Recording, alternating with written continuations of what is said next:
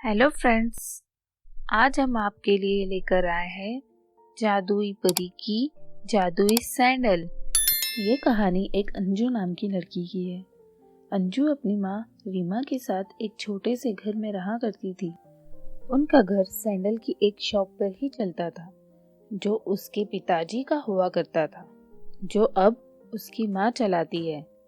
Anju school से रोजाना आने के बाद अपनी माँ के साथ शॉप पर ही रहा करती है और हाथ बटाती है। एक दिन रीमा बहुत ज्यादा बीमार हो जाती है, जिसके कारण वो शॉप पे नहीं जा पाती। अंजू, मैं कुछ ठीक नहीं महसूस कर पा रही हूँ। मुझे लगता है कि मैं अब और काम नहीं कर पाऊंगी। कोई बात नहीं माँ, तुम आराम करो। मैं आज से तुम्हारा काम करूंगी और मेरे स्कूल की भी तो छुट्टियां हैं, और जब तक तुम ठीक नहीं होती मैं शॉप संभालूंगी। ऐसा कहकर अंजू शॉप पर ही चली जाती है और वहाँ नई नई सैंडल बनाने लगती है। एक दिन उसके शॉप पर एक बहुत बड़ी गाड़ी आती है, जिसमें से एक बहुत ही अच्छा खासा आदमी उतरता है और वो अंजू के शॉप पर आता है और कहता है, हेलो, मैं एक बहुत बड़े फैशन शो के लिए काम करता हूँ। मेरे एक आदमी ने तुम्हारा एड्रेस मुझे दिया है। उसकी लड़की ने तुम्हारे शॉप से कई सारी सैंडल खरीदी है, जिसकी बहुत डिमांड है। मुझे भी 500 सैंडल का ऑर्डर देना है, लेकिन सबसे ज़्यादा सुंदर और बेस्ट, जिसकी तुम्हें भारी रकम भी मिलेगी। हाँ हाँ अंकल, क्यों नहीं, जरूर। लेकिन मैं किससे बात कर सकता हूँ? तुम तो छोटी हो। शॉप पर और कोई नहीं है क्या? मेरी माँ बीमार है, मैं ही ये शॉप चलाती हूँ और बनाती भी हूँ। वो लड़की मुझसे ही वो सैंडल लेकर गई थी। तुम? वो आदमी उसे बड़ी हैरत से देखता है और कहता है, तुम कैसे बना पाओगी ये सैंडल? मुझे तो 4 दिनों में ही शो करना है। तुम नहीं कर सकती हो। सर मैं कर सकती हूँ, आप मुझे एक चांस तो दीजिए।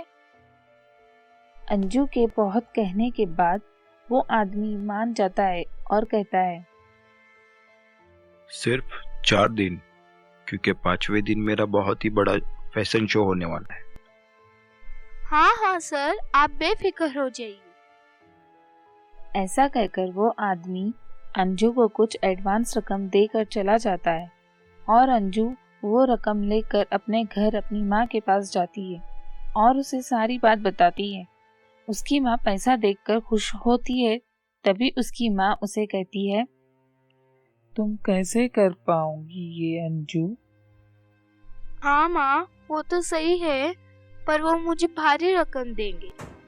अंजू उसी दिन से सैंडल बनाने का काम शुरू कर देती है, पर उसके हाथों से इतनी सुंदर सैंडल नहीं बन पाती जितनी उसकी माँ बनाती है। वो 2 दिनों तक मेहनत करती है, पर नहीं होने पाता। आखिर वो रो पड़ती है और अपनी माँ के पास जाकर कहती है, माँ, ये मुझसे क्यों नहीं हो रहा है? जितना पैसा एडवांस दिया हुआ था वो तो सब खत्म हो गया, लेकिन फिर भी वैसे सैंडल नहीं बन पा रही है। अब क्या होगा? तभी उसकी माँ उसे एक खूबसूरत सी डिबिया अंजू को देती है, जिसमें एक लॉकेट होता है। अंजू की माँ रीमा कहती है, अंजू, ये लॉकेट मुझे तुम्हारे पिताजी ने दिया था, जब मैं भी इसी तरह परेशान होती थी। ये एक जादुई लॉकेट है जो तुम्हारी सहायता करेगी। अंजू लॉकेट पहन लेती है और तभी वहाँ एक बहुत ही खूबसूरत सी परी आती है और अंजू से कहती है, अंजू तुम चिंता मत करो, मेरे साथ चलो, मैं तुम्हारी मदद करूंगी। तभी वो परी अंजू को अपने साथ आसमान में ले जाती है, जहाँ सैंडल से बना हुआ एक खूबसूरत सा घर होता है, जिसमें ले जाती है। और वहाँ पर जाने के बाद परी अंजू से कहती है, अंजू ये देखो, ये बहुत सारी सैंडल है, सोने, चांदी, हीरे, मोती की। तुम इनमें से जो चाहे वो ले लो। अंजू उन सैंडलों को देखती है और कहती है, परी जी, मुझे ये सब नहीं चाहिए। मुझे तो एक अच्छा सैंडल मेकर बनना है, जिसके बाद में मेरा पहला ऑर्डर पूरा कर सकूं। अंजू की ये बात सुनकर परी उसे एक जादुई सैंडल देती है और कहती है, ये लो अंजू, ये जादुई सैंडल है। तुम इसे अपने पास रखो और तुम जो चाहो वो सब तुम्हें मिलेगा। अंजू परी से वो सैंडल लेती है और वो ऑर्डर भी पूरा कर लेती है और इसी तरह ऑर्डर्स पूरे करते करते वो एक शॉप से एक बड़ी फैक्ट्री बना लेती है और वो गरीब से अमीर हो जाते हैं और वो खुशी खुशी अपनी जिंदगी बिताते हैं।